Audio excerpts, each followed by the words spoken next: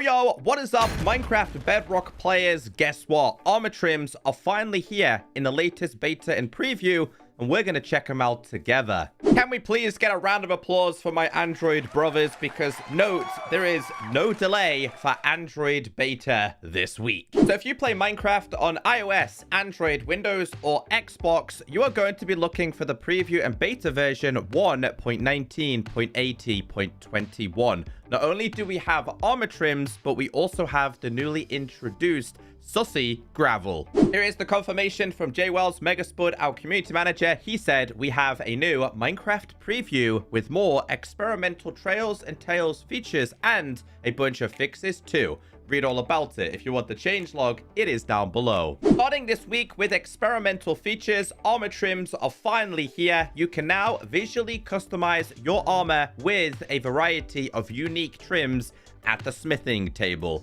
Armor trims are purely visual with no gameplay benefits and can only be applied to helmets, chest plates, leggings, and boots. Honestly, it is so beautiful. In fact, I feel like a bumblebee. Let's go over all of the armor trim locations. So there are a total of 12 different armor trims. However, only 11 of them are cosmetic. Starting with the Sentry armor trim, this can be located in a pillager outpost. The next one we have is the Dune armor trim, located in a desert pyramid.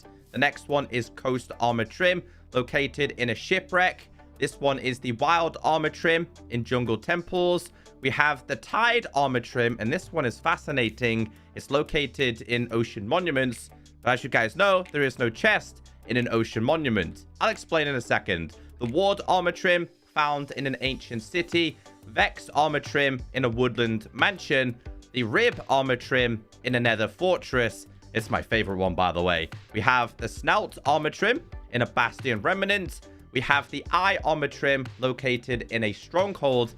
And we have the Spire armor trim located in an end city. So it does say smithing templates are found in chests in their respective structure, except for the ocean monument. Instead of finding it in chests, Elder Guardians sometimes drop a smithing template when defeated.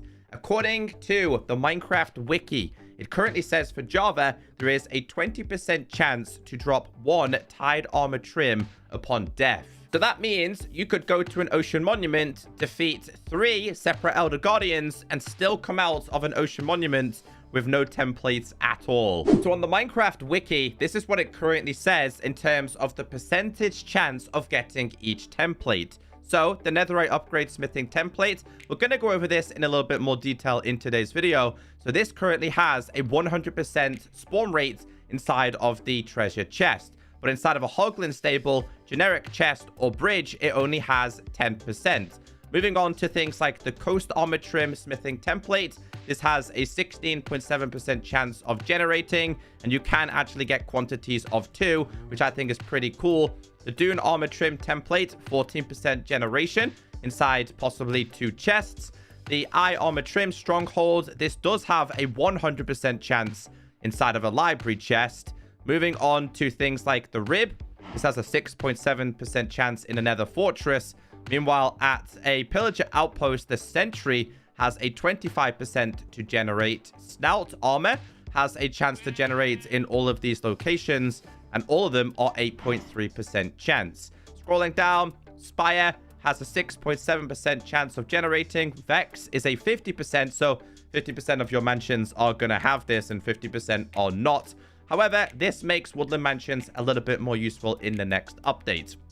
This one, being a Ward armor trim smithing template, which is in an ancient city, is low at 5%, but as you guys know, there are a lot of chests inside of ancient cities.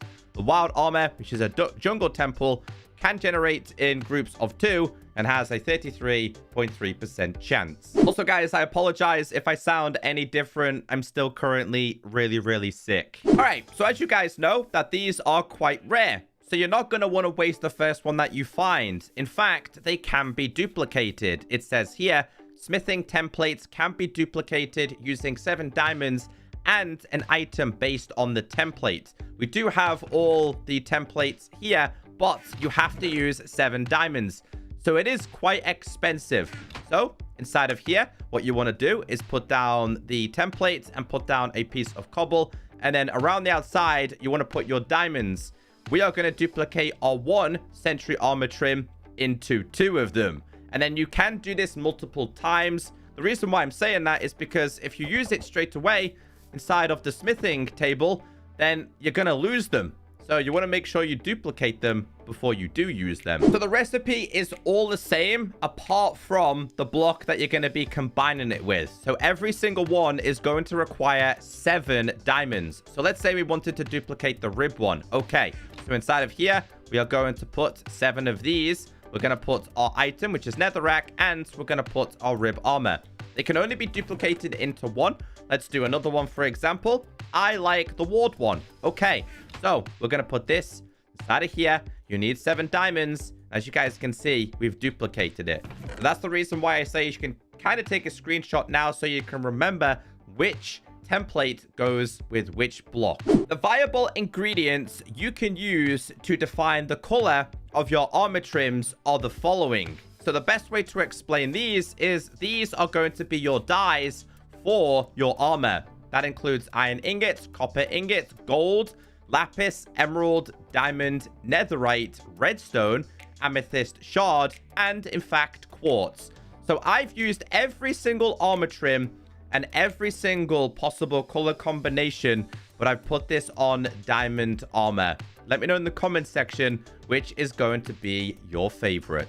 I'd also like to point out that Bedrock does have a pretty cool feature here. So when you're hovering over it, you can see where it says rib armor trim. The color is catered to the design you are using. So as you can see here, this one has redstone, so it's red.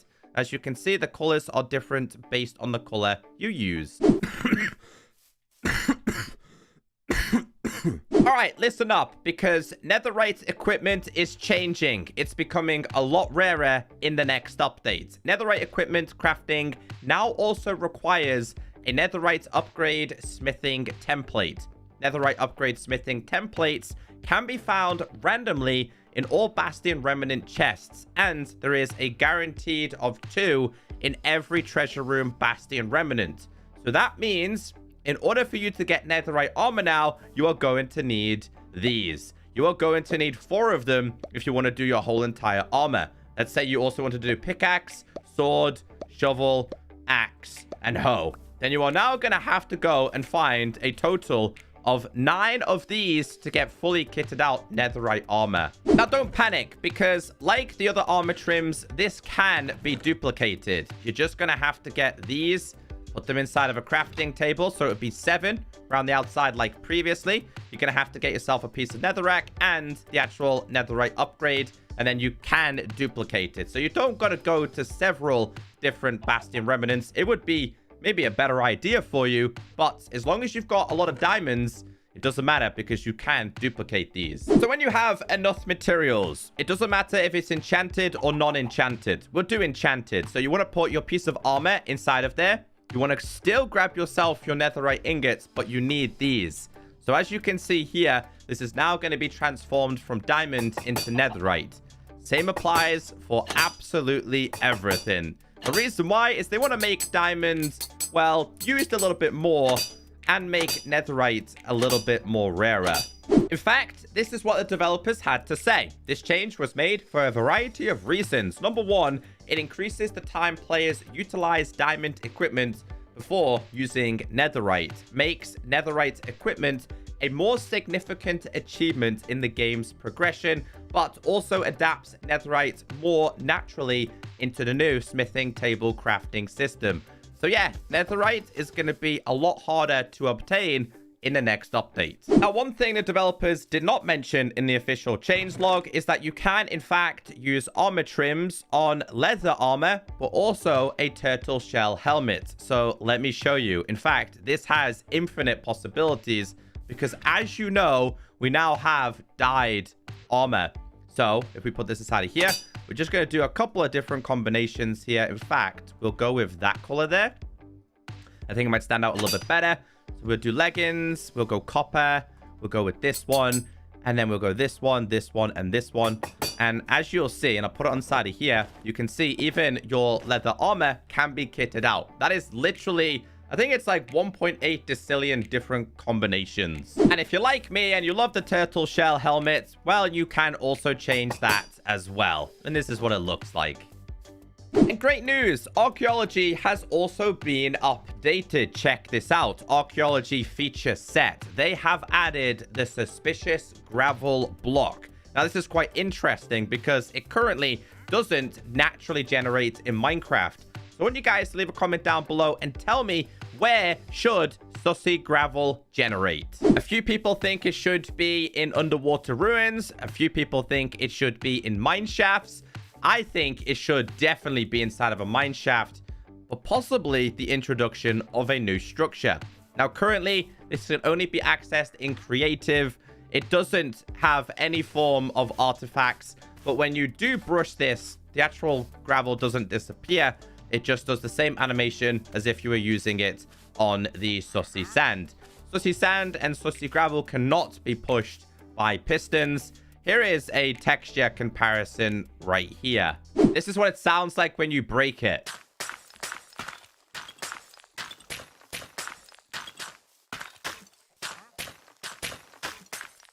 Moving on to blocks. It says the piglin head blocks ears now flap when the wearer is riding a vehicle, and that's what it'll look like when you're riding something like a minecart or a boat. Cherry stripped wood can now be crafted from cherry stripped log. We have a bug report. So as you can see, this recipe should create the stripped version. It didn't last week. So now, if we grab these, have a crafting table, we do this, voila. Updated cherry leaves and cherry sign textures. We have a bug report. So this is a Java Parity. Now, from my understanding, the leaves have been made a little bit more transparent. And in terms of this, well, they were actually using the mangrove wood on the actual log version of the sign. They've updated it. It's a little bit difficult to see, but they're talking about this right here, and the leaves are a little bit more transparent. Moving on to mobs, frogs born in the cherry grove biome are now the temperature variant instead of the cold variant. So as you know, the smithing tables have been redesigned. Now, I have already showed you these throughout today's video, but I just want to explain them in a little bit more detail. So when you now open a smithing table, this is the interface you are now faced with. It has 3 input slots, all need to be filled before you then have access to the output slot. We do have an armor stand here, which is basically a preview before you click OK. So let me show you the basics behind this. We'll mess around with a few tools here. So first thing you are going to have to do is get yourself a template. Anyone that you found in your Minecraft world, that needs to go in the first slot. Let's use the rib armor trim, for example. When you put this in, it's going to start flashing with items. It's like, hey, pick me, put me inside of here. Use your boots, use a helmet, use a chest plate, etc. So for example, let's put in a chest plate. It's then like, okay, now you need to put in a color. We're going to put this in. So that's perfectly fine, because if we wanted to get this, shows you a preview, we could then click OK. Same with these, you get to see a preview before you click OK. Now, what's cool about this is, again, it shows you the preview, and we're going to have to get ourselves some netherite here. It shows you it holding it in its hand, which is really, really cool. Now, Java does have this, but ironically enough, Java doesn't have the armor stands that actually have the arms. So this is going to be a great feature in the next update. Everybody's favorite features and bug fixes, but we are starting with accessibility features, and we have some new content because potions no longer have an enchantment glint due to obscuring the color of the potion's contents. Along with, potions have had their colors adjusted to make them more distinguishable from each other. So if we go inside of here and we now type in potions, there is no shiny potions. Now, some of the colors have been adjusted slightly. In fact, some of them are quite bold. So let's get ourselves some fire resistance here. So the colors are going to take a little bit of time to get used to. Let's do water breathing, for example. Let's do maybe some night vision. That's what the night vision looks like. So potions are changed, and this is what they all look like. So go mess around with them. Also decreased the default visibility of the glint on enchanted items, which can now be modified in accessibility settings. So I did not adjust these at the start of today's video, but in settings and accessibility, if we scroll down a little bit here, we have glint strength and glint speed. So we can actually bump these all the way up, and you'll see how bright and quick the enchantment glint is. I'm using these armors, for example. Same applies for your pickaxes, etc. Going back inside of here, we can actually turn these all the way off. So they are enchanted gear, but you can't see it. Other things you can do here is, for example, let's have glint speed completely off, but the strength all the way up. And then you end up with just a solid enchantment glint. Moving on to blocks. Fence block is now split into unique names, such as oak_fence, acacia_fence, birch_fence, dark_oak_fence, jungle_fence, and spruce_fence.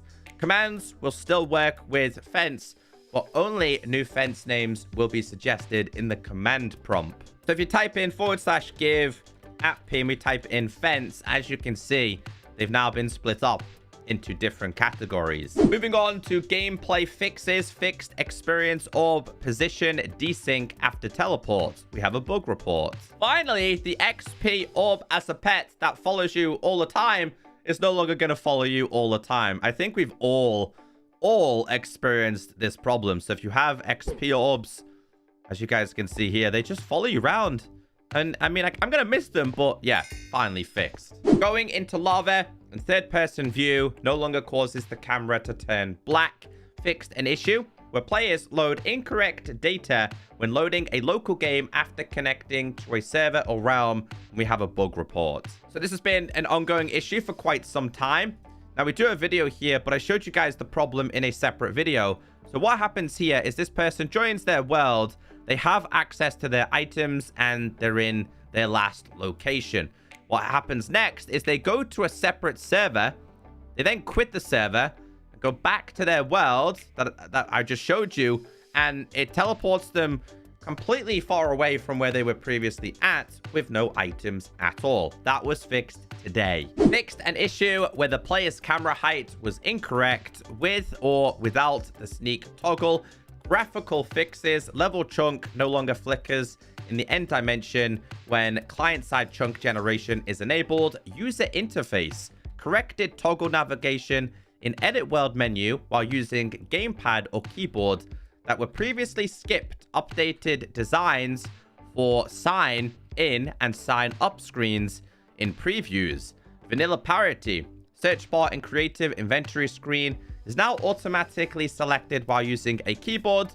Along with moving on to villager changes and fixes. Villagers will now wake up in a valid position and will not phase through blocks. We have a bug report. So again, been reported for quite some time. I think a lot of you guys may have experienced this before, but they just phase into different blocks. I would have them literally get out of bed and be inside of the floor. And last but not least, technical updates. Let's read the change log. So only a handful of technical updates today, but if you're interested in the technical side of Minecraft, including the editor mode, there has been a few changes. And that is all I have for you in today's video. Guys, if you did make it this far in today's video, please let me know and say, hey, Echo, you look like a beautiful bumblebee. What I'm also going to do is provide this world as a download for those of you who want to check it out. It just makes life a little bit easier. So have a wonderful day. I'll see you all in the next video. Hopefully feeling a lot better. Hey, you can now book me on Cameo. Link is down below.